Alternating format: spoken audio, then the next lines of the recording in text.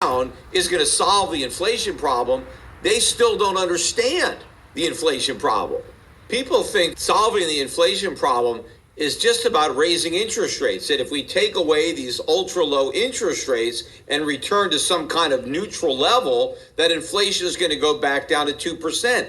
That's not going to happen, because inflation is not just about interest rates. It's about the money supply. The money supply has to not only stop growing, it needs to start contracting. We need to drain out all that excess liquidity that the Fed has flooded into the economy, but it's not going to happen. Sure, the Fed is talking about shrinking its balance sheet, but it hasn't shrunk it at all yet, nor do I believe it's ever going to make any headway in that direction, because before it does, we're going to be in a recession. Meanwhile, look at the budget deficits. They're still about $3 trillion a year. So unless the federal government is going to balance the budget, which it's not going to do, where is that $3 trillion going to come from to balance the books, to make sure that the checks don't bounce? There's no way the U.S. Treasury is going to find private buyers to buy up all these low-yielding treasuries.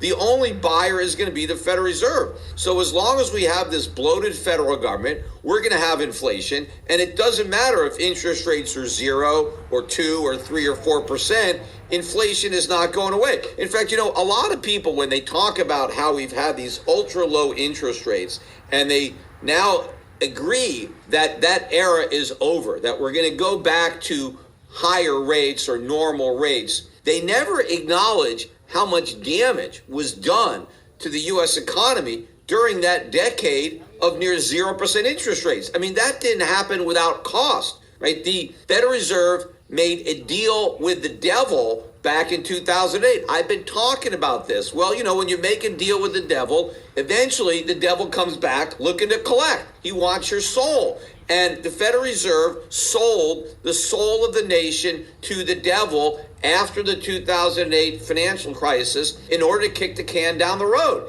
And we went down this path with quantitative easing, and now we're going to have to deal with the consequences. It's not like we could just raise interest rates and act like nothing happened over that decade. A lot happened. The irony of it is a lot of people think we're stronger. I keep hearing people say because the Federal Reserve and the government acted boldly and courageously with this big stimulus during COVID, that now we're in better shape going forward than maybe other countries where their governments were more timid with their response. It's actually the opposite. Because of what the Federal Reserve did after COVID, we're even worse shape than we would have been had they not been so bold in being such cowards. They weren't brave in what they did. If they were brave, they would have done the opposite. It's because they were so scared to be brave that they chickened out and they just did more of the same. And we had all of this money printing and all of these bailouts.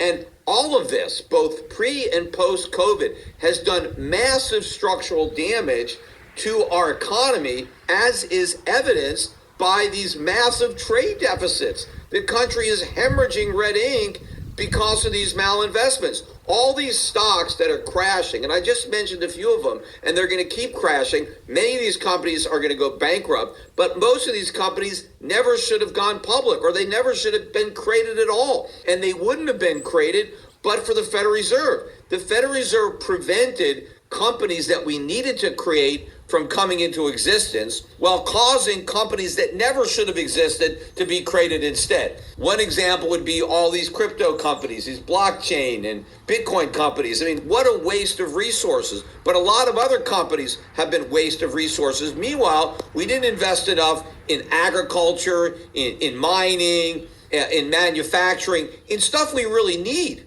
And so that's one of the reasons that so much stuff is in short supply. But what's also in short supply is economic understanding, especially when it comes to inflation. Look, instead of trying to figure out why inflation is so high right now, it would be better if a lot of people asked the question, why was inflation so low in the past?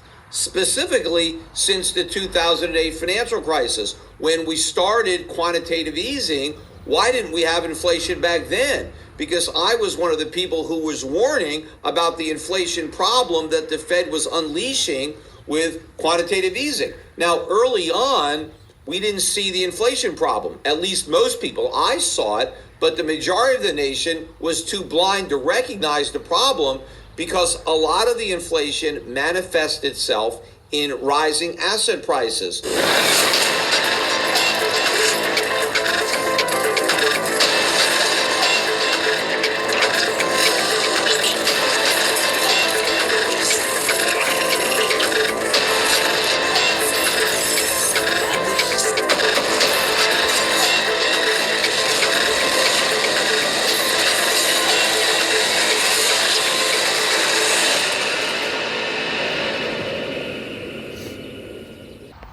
Good morning, 8:38 a.m. Eastern Standard Time on the East Coast in the United States of America. I'm XRP Future Millionaire, and I reside in the great state of Michigan. A beautiful start to the day, going up to the mid-80s, followed by 90s the next couple days, so I will not embrace that.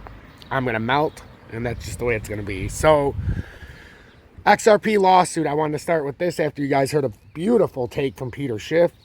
If you haven't followed him, go check him out on YouTube. Very, very informative. So, XRP lawsuit.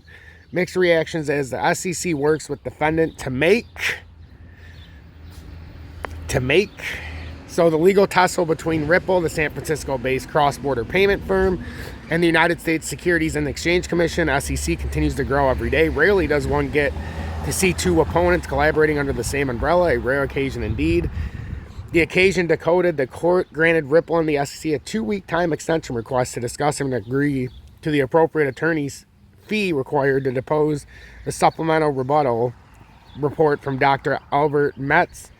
The approval, which came through text, saw any motion for attorney's fees as described in the court April 19, 2022 order due by May 27, 2022. Both parties required the deadline for the attorney's fees extended to May 27, 2022. Now the parties have agreed upon a fee award in connection with the Metz supplemental report and deposition in a May 27th filing. In fact, both defendant and plaintiff collaborated to make the required payment, although the amount of the award was not disclosed yet. James Flynn, a famed attorney, highlighted this development on social media platform, the XRP community, SEC Gov, Ripple, XRP. The parties have agreed upon a fee award in connection with the Metz supplemental report and deposition, and the SEC is working with the Ripple defendants to make the required payment. The amount of the award has not been disclosed.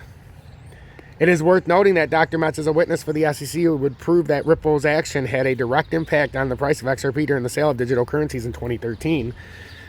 While as part of a larger plan to prove that the defendants breached the United States securities laws, the development did have an interesting set of reactions within the community, within the crypto community. Some just saw this fee as a waste of their tax money, while others just wanted to get done with this lawsuit as soon as possible. Any relief yet? Yes, XRP holders hadn't anticipated seeing the end of the lawsuit as soon as possible, but that's not really the case here. They would have to wait until next year, considering the recent timeline shared by attorneys. Like I said, guys, ain't happening till next year. XRP Future Millionaire so far ahead, it makes the simpleton's head explode. So let's get into the charts right now. 8:41 a.m. I appreciate everybody tuning in. Make sure to hit that motherfucking like button. Subscribe. Change this channel. If you're looking at my channel and it looks red, you're not doing your job. You got to hit that subscribe button and turn it gray. Otherwise, we're failing. So make sure to hit that subscribe button and hit that motherfucking like button. That in-depth Zillow update I did yesterday, embarrassing. 44 likes. I see how that goes. So as long as it's not XRP or something related to what I usually do, you're just not going to hit that motherfucking like button, and that's a disgrace. That hour live stream I put on YouTube didn't even get 100 likes. So get with it. You want to get more people in here, get through the analytics, you're going to have to help share this far and wide, share this on social media, and don't be a dick. Help me get the content out. XRP up 0.41% to 38,809. We have a market wide like we talked about yesterday. Push up, we're going to cross the 20, crossing the 50. I called out for this yesterday. And that's how we got this first move up to about 39,291. But after it breaks that, and I'm only doing XRP right now, hit that motherfucking like button if you want to see more videos. 39639 is what we have to break. But like I said yesterday, we can come all the way up here to 407, 41 cents. We can have a nice little day here, and we're going to have to retest. It's just the way it is. We've hit that support too many times and break through, And yes, we have the futures opens tonight at 8 p.m., which will print another weekly candle. And if we don't come back up to about, but we got to come back higher than 42,759, and then we could start at like a hammer candle. Anything short of that, we're going to continue our downtrend pressure. XRP Future Millionaire. I'll be back when appropriate.